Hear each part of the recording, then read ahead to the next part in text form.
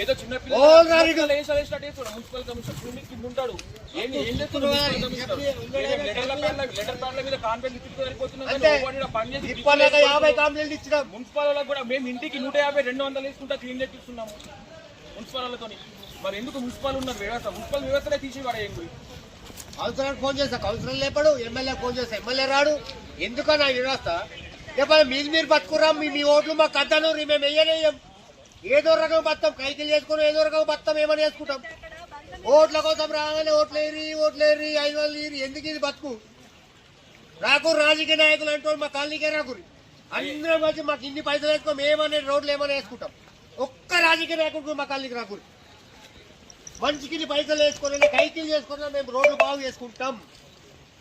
Vote కోసం వస్తే మాత్రం తంతాం, ఇది పక్క. ఓటు కోసం వస్తే మాత్రం తంతాం. మీరు మా కాలనీకే రాకూరు నాయకులు.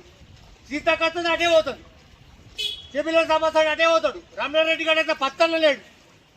ఏంది మా ఇల్లు చూడు ఒకసారి, మా ఇల్లు చూపిస్తే పరిచయం అవుతారు. మా ఇల్లే కాదు, కాలనీలన్నీ ఒకసారి డోర్ తీసి మీ వీడియో తీస్తే మీకు అర్థమవుతుంది మా బతుకులు. మొత్తం దీపైనాక వస్తారా అన్న? 8 ఏళ్ళకి ట్యాంక్ ఎక్కితే 12 దాకా ఏ నాయకుడు రాలేదు. ఇలా ఏం తింటారు? ఇలా భార్య ప్రెగ్నెన్సీ ఈ పెట్టుకోవాలి.